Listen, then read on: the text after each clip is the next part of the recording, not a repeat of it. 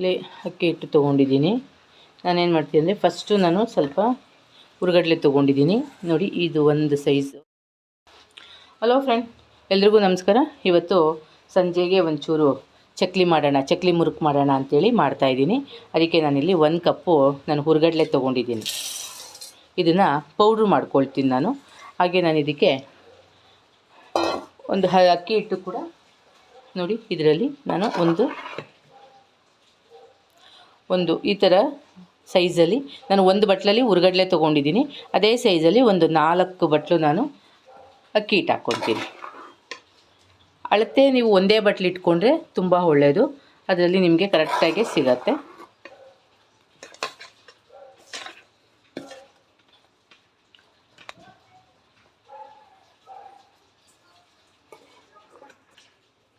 ಕರೆಕ್ಟಾಗಿ ನಾನು 4 ಬಟ್ಲು ತೊಗೊಂಡಿದ್ದೀನಿ.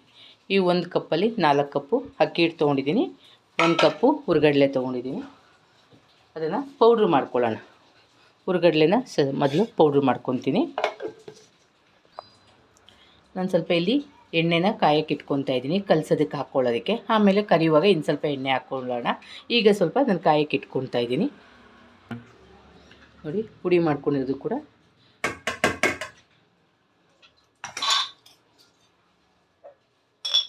ಇದಕ್ಕೆ 1 ಸ್ಪೂನು ಎಳ್ಳು ಹಾಕ್ಕೊತೀನಿ.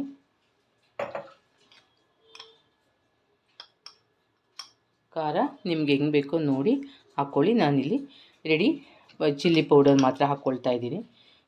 1 ಸ್ಪೂನ್ ಫುಲ್ ಹಾಕ್ತಾಯಿದ್ದೀನಿ, ತುಂಬಾ 1 ಸ್ಪೂನ್ ಹಾಕ್ತಾಯಿದ್ದೀನಿ, ಖಾರ ಬೇಕಾಗತ್ತೆ ಅಂತೇಳಿ. ಹಾಗೆ ಉಪ್ಪನ್ನ ಕಲಸಿದ ಮೇಲೆ ಕೂಡ ನೀವು ಟೇಸ್ಟ್ ನೋಡಿಕೊಂಡು ಇನ್ನೊಂಚೂರು ಹಾಕಿ ಕಲಿಸ್ಕೋಬೋದು. ಈಗ ನಾನು ಮಿಕ್ಸ್ ಮಾಡ್ಕೊಳ್ಳೋಣ.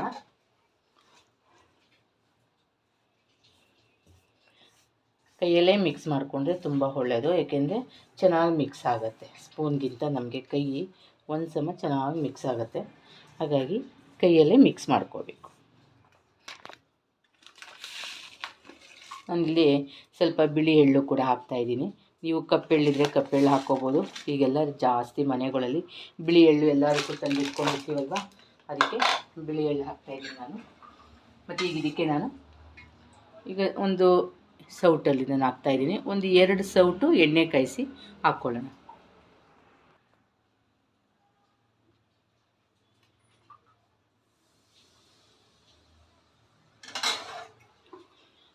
ಒಂದ್ಸಲಿ ಸ್ಪೂನಲ್ಲೇ ಮಿಕ್ಸ್ ಮಾಡ್ಕೊಳ್ಳೋಣ, ಏಕೆಂದರೆ ಬಿಸಿ ಎಣ್ಣೆ ಹಾಕಿರೋದ್ರಿಂದ ಕೈ ಸುಡುತ್ತೆ.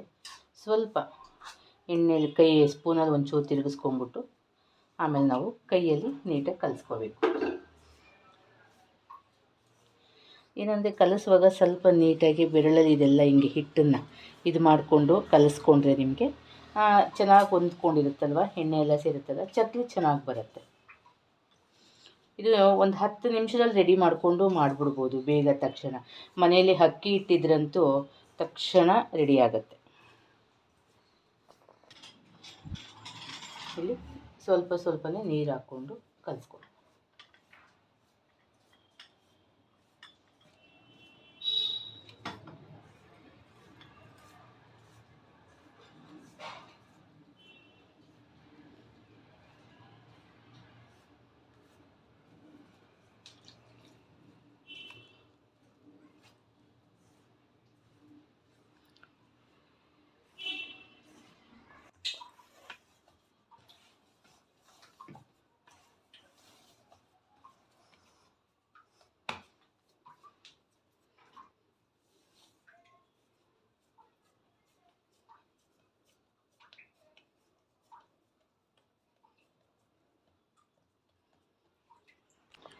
ನೋಡಿ, ಈ ಥರ ಕಲಿಸ್ಕೋಬೇಕು. ನಾನು ತೋರಿಸಿದ್ನಲ್ಲ, ಉಂಡೆ ನೀಟಾಗಿ ಒತ್ತೋದಕ್ಕೆ ಜರಳಿಗೆ ಬರೋ ಥರ ನಾವು ಮಾಡ್ಕೋಬೇಕು. ಇದು ರೆಡಿ ಆಯಿತು. ಈಗ ನಾನು ಚಕ್ಲಿ ಒಳಗೆ ಈ ಒಂದು ತೂತಿರುವಂಥದ್ದನ್ನು ಹಾಕ್ತಾಯಿದ್ದೀನಿ.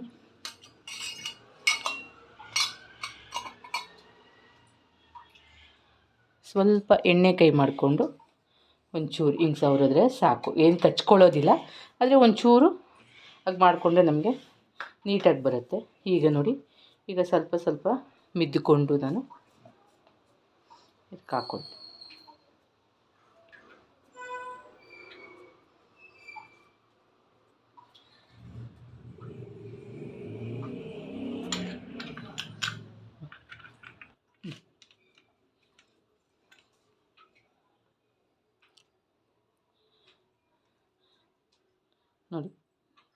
ನೀಟಾಗಿ ಇದು ಬಂದು ಈಗ ನಾನು ಬಾಣಲಿಗೆ ಡೈರೆಕ್ಟು ಒತ್ಬಿಡ್ತೀನಿ.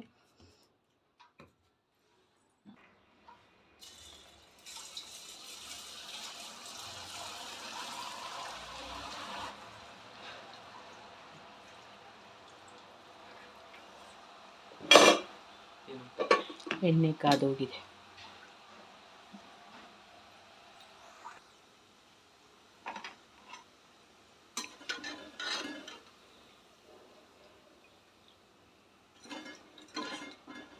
ನಾವು ಇದು ಮುರುಕು ಥರ ಮಾಡ್ಕೋಬೇಕು ಅಂದರೆ ಡೈರೆಕ್ಟಾಗಿ ಈ ಥರ ಬಾಣಲಿಗೆ ಎಣ್ಣೆ ಒಳಗಡೆಗೆ ನಾವು ಒತ್ಬಿಟ್ರೆ ನಾವು ಮುರುಕು ಥರ ಆಗುತ್ತೆ. ಅದು ಎಲ್ಲ ಒಂದ್ಸಲಿ ಪುಡಿ ಮಾಡಿದ್ರೆ ಮುರುಕು ಥರ ಆಗುತ್ತೆ.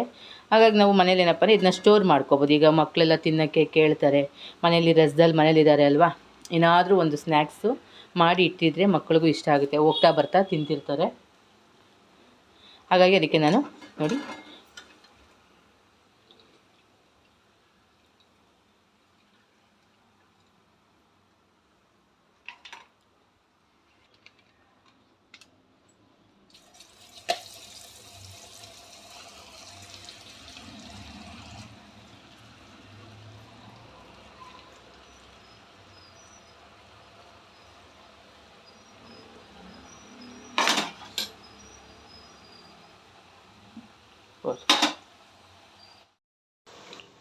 ಇದು ಬೆಳ್ಳಗೆ ಈ ಥರ ಹಾಕ್ಕೊಂಡು ನಾವು ಮಾಡ್ಕೋಬೋದು.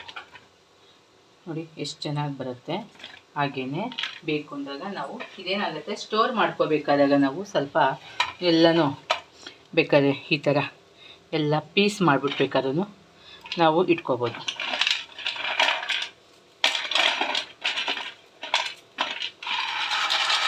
ಎಷ್ಟು ಚೆನ್ನಾಗಿ ಬರ್ತದೆ. ಇದು ಕಾಫಿ ಜೊತೆಗೆ ನಾವು ಕೊಟ್ಟರೆ ತುಂಬ ಚೆನ್ನಾಗಿರುತ್ತೆ. ಫ್ರೆಂಡ್ಸ್ ನೋಡಿದ್ರಿ ಅಲ್ವಾ, ನಿಮ್ಗೆ ಇಷ್ಟ ಆದರೆ ಒಂದು ಲೈಕ್ ಕೊಟ್ಟು ಸಬ್ಸ್ಕ್ರೈಬ್ ಮಾಡ್ಕೊಳ್ಳಿ ಫ್ರೆಂಡ್. ಸಂಜೆ ಟೀ ಜೊತೆಗೆ ಯಜಮಾನರಿಗೆ ಮಕ್ಕಳಿಗೆ ಕೊಡಿ, ತುಂಬ ಖುಷಿ ಆಗ್ತಾರೆ. ಸಂಜೆನ ಎಂಜಾಯ್ ಮಾಡಿಕೊಂಡು ಟೀ ಜೊತೆ ನೀವು ಚಕ್ಲಿ ತಿನ್ಬೋದು. ಓನ್ಲಿ ಒಂದು 20 ನಿಮಿಷದಲ್ಲಿ ಚಕ್ಲಿ ರೆಡಿ.